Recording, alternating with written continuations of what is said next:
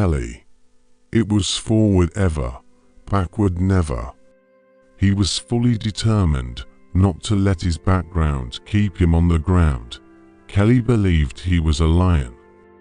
And no matter the condition of the jungle, the lion is meant to eat flesh, not grass. He often told himself, the jungle may be wild, but I am wilder. The storm may come, but I am the thunder. Kelly also believes something else, that an elephant, even when malnourished, remains larger than a lion. Why? Because the seed of bigness is in its DNA. Just like him, no matter the odds, greatness was embedded in his blood. He was determined to rise above every limitation, to grow from nothing to something, from obscurity to prominence. With this mindset, Kelly focused all his energy on making something of his life. He set everything in the right direction and began his journey from small beginnings to big dreams.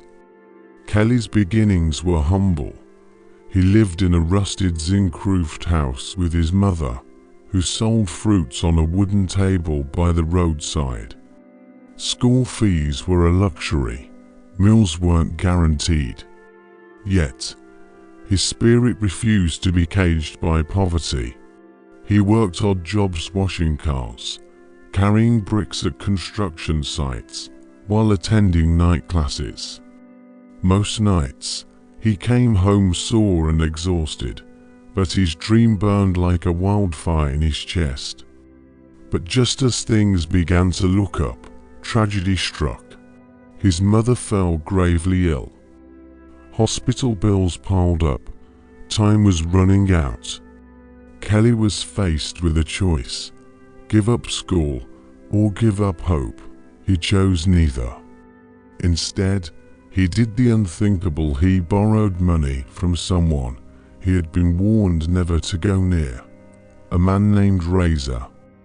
Razor was no ordinary man. He was feared, known for making people disappear when they missed payments. Kelly was desperate. He signed the loan papers with trembling hands, promising to pay back in 2 months. Razor smiled, gold teeth flashing. "Don't be late, lion boy," he warned, "or the jungle will remember your name." Kelly used the money to get his mother treated, and it worked. She recovered, but now the clock was ticking. To repay the debt, Kelly started hustling harder. He sold clothes on the street, wrote assignments for lazy students, and even tried online freelancing with a second-hand laptop someone donated at his night school. But the more he earned, the more problems surfaced. Razor wanted his money early. His laptop got stolen. His goods were seized by the city council. It felt like the universe was testing his resolve. And then came the message that changed everything. "You have 1 week left, Kelly. Pay up or pay the price." Just when hope was about to slip through his fingers, a mysterious stranger appeared. Mr. Dealey, a wealthy businessman who once watched Kelly defend a child being bullied at night school. Impressed by Kelly's courage, Mr. Dealey offered him a once-in-a-lifetime chance, a position in a special youth mentorship program that provided training, resources, and funding for budding entrepreneurs. There was one catch: he had to pass a 3-stage test that would push his limits. Kelly accepted. The first challenge was mental, solving a real-world business problem under pressure. The second was physical, leading a team to build something meaningful for a poor community. The third was moral, a test that forced Kelly to choose between quick money and long-term values. He passed them all. Mr. Dealey smiled. "There's fire in your eyes, boy. But it's your heart that makes you a lion." Just as Kelly thought He was finally free. Razor reappeared. "You think you can run from a debt?" Razor growled, cornering him behind a building. Kelly tried to explain. He even offered Razor part of his mentorship stipend. But Razor wasn't interested in money anymore. He wanted loyalty. He wanted Kelly to work for him, to use his newfound connections to help Razor launder dirty cash.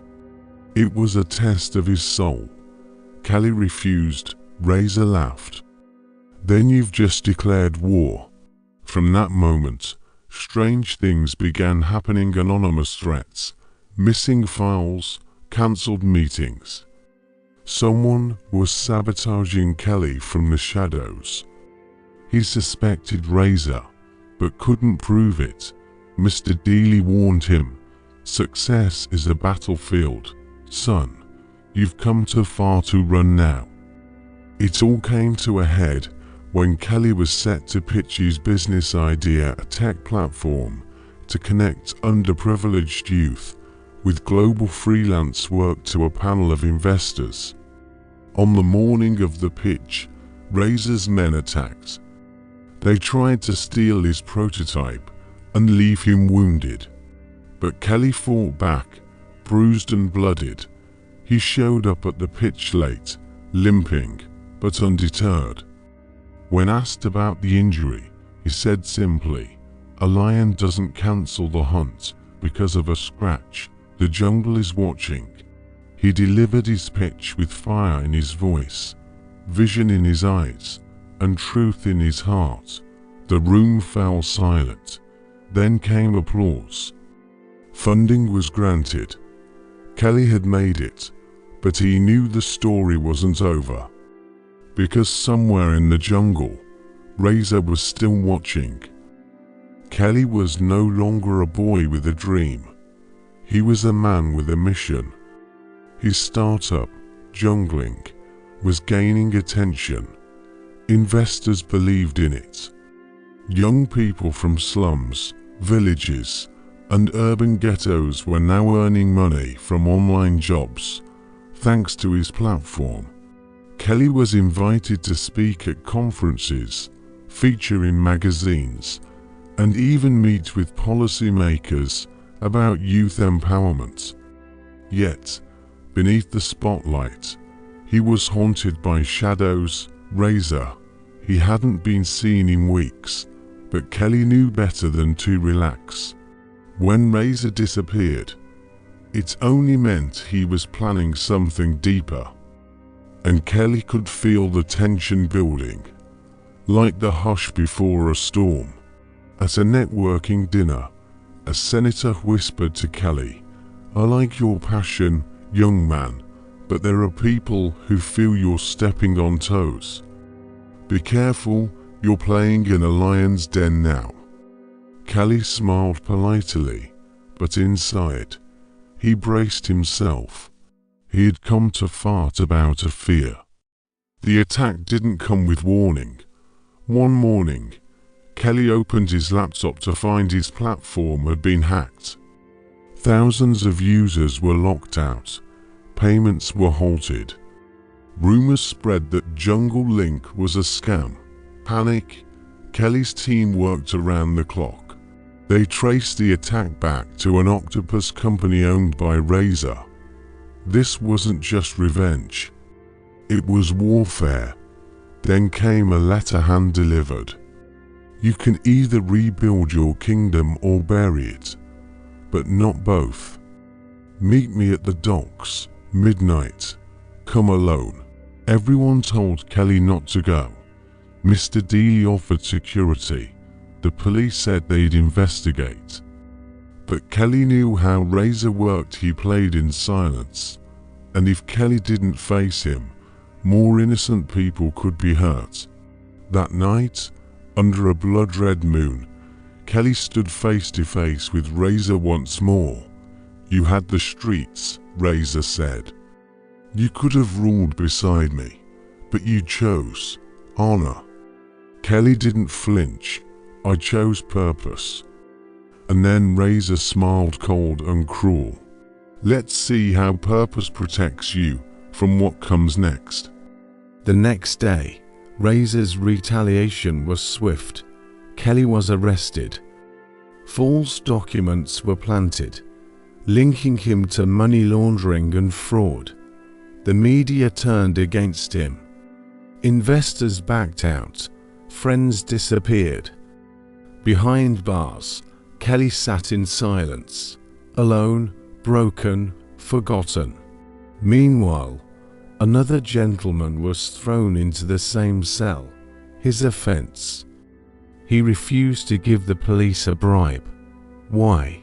Because he had taken a neighbor's wife, who was in labor, to the hospital at 1:35 a.m., an act the police deemed illegal for driving at that hour despite his explanation. "Mr. Man, give us $5,000 and leave. I just explained what happened, and you're still demanding money. I'm a law-abiding citizen. I was only trying to help my neighbor. Is there any law banning free movement? Besides, this was an emergency." "Okay, Mr. Preacher, follow us to the station to explain yourself." That was how he ended up behind bars at night.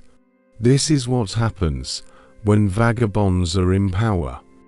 The gentleman asked, "Are you Kelly?" "Yes, I am Kelly." The man raised his hands to praise God. "God sent me here because of you. He revealed certain things about you to me while the officers were bringing me here. He gave me a word for you. He said if you receive him and serve him, he will make you great and lift you beyond what you ever imagined. He told me you have a lion's heart and were designed to rule the jungle. The world will hear about you." Kelly believed and surrendered his life to God. Instantly, joy and peace overflowed in his heart.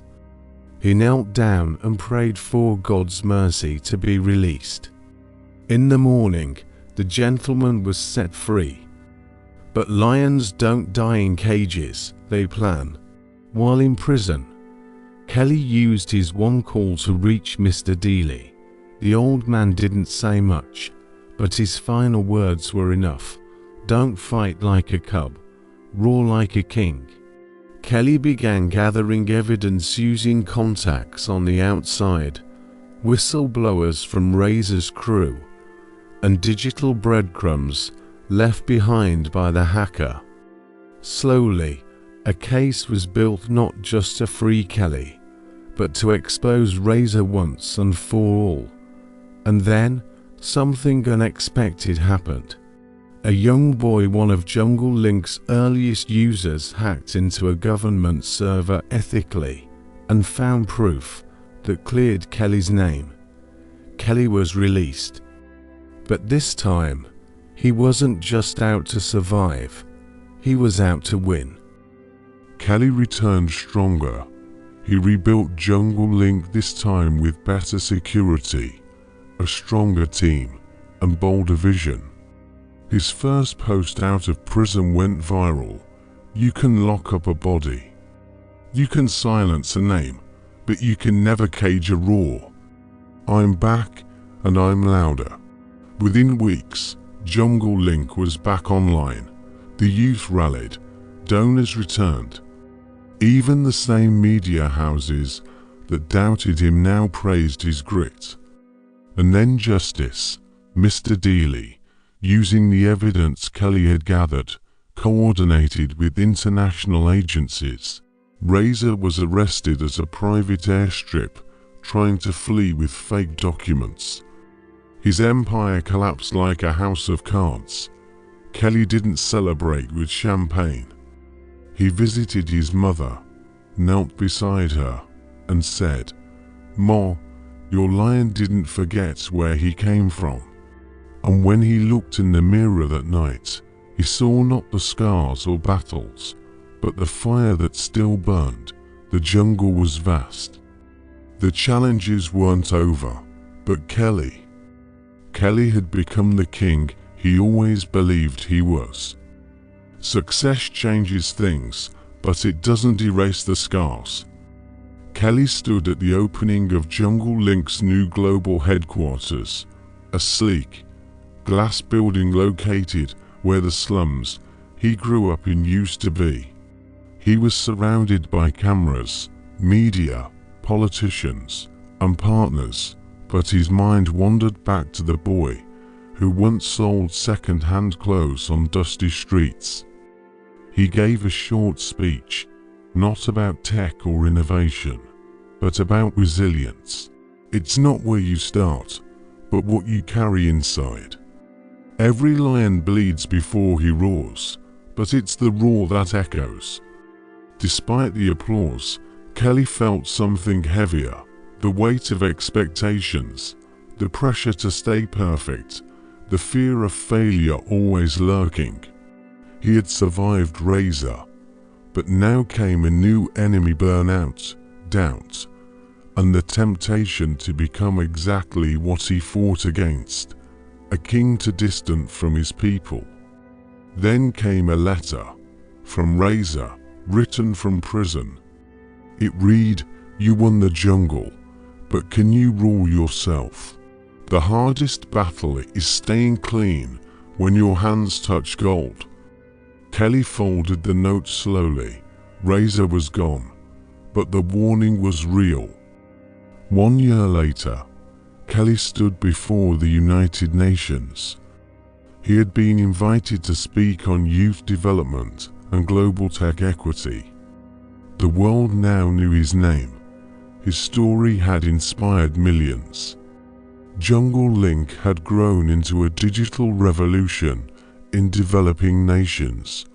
But as he walked up to the podium, he carried not pride, but responsibility. In his speech, he said, "I am not here because I am special.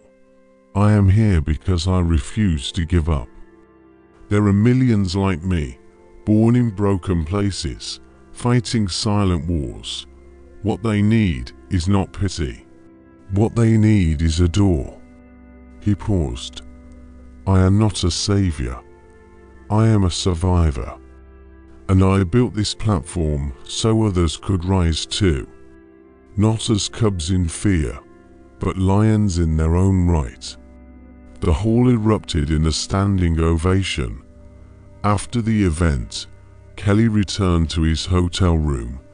Alone, he opened his old journal, the same one he used to write in under candlelight back in the slums. On the last page, he wrote, "The jungle tried to break me. Poverty tried to silence me. Fear tried to chain me. But I found the roar inside, and I let it speak." He smiled, closed the book, and stepped out onto the balcony. The city below pulsed with life. Somewhere out there, another Kelly was being born in hardship, learning how to roar. And now, the jungle would hear them too.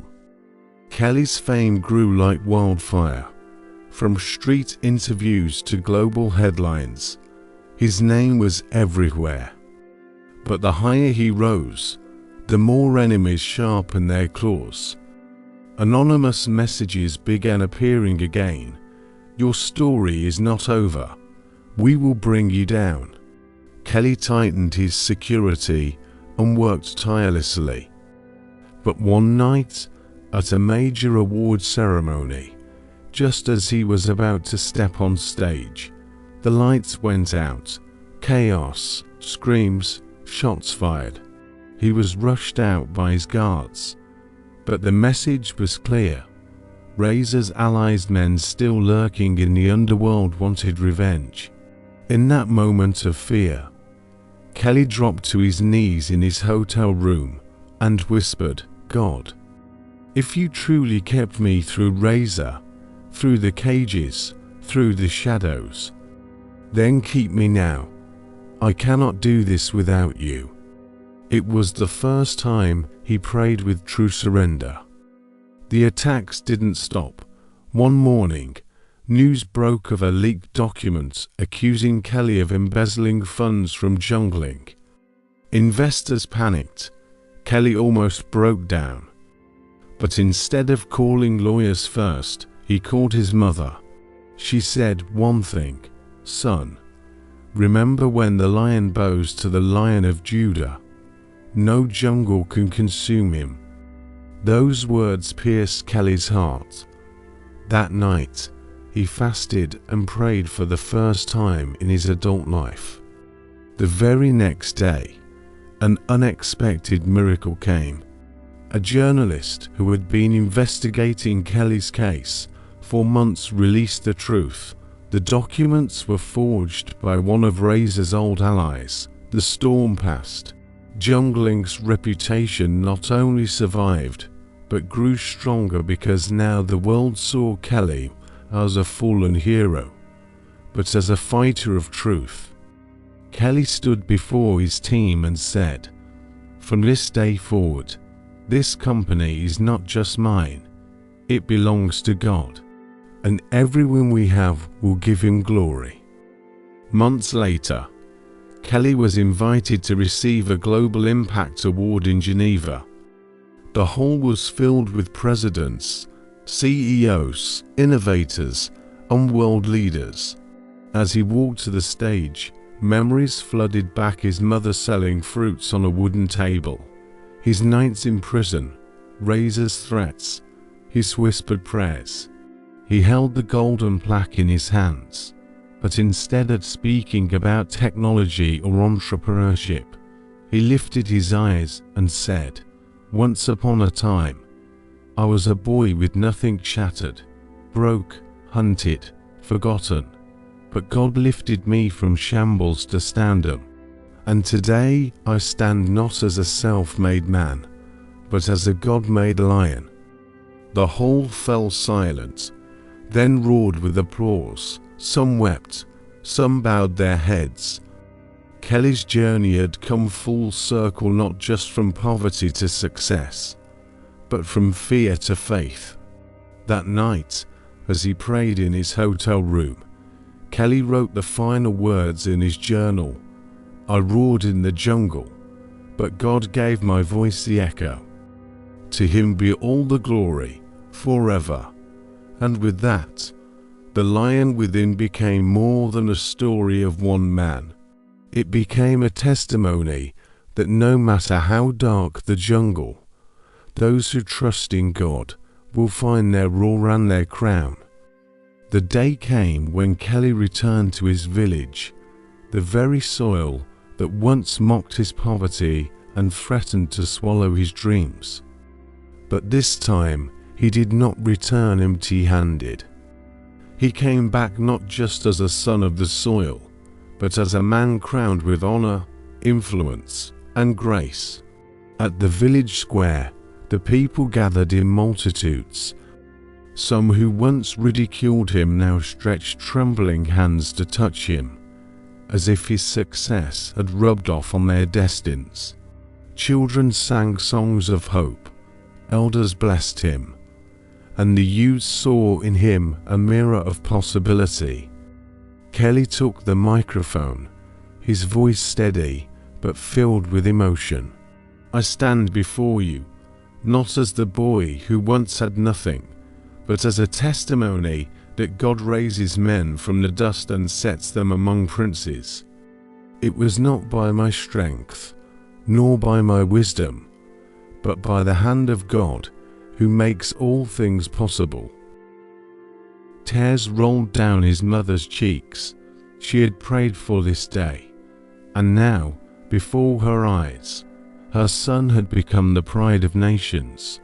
Kelly announced the opening of a foundation in his village to sponsor the poor, educate orphans, empower widows, and give youth the platform he never had. His victory was no longer his alone. It was now a river flowing into the lives of many. That night, as he lay under the starlit sky of his homeland, Kelly whispered, "From Shambles to Stardom, Lord, it was always you, and forever. the glory will be yours. The lion within had roared, not for fame, not for applause, but for God's glory and the liberation of others. And with that roar, a legacy was born.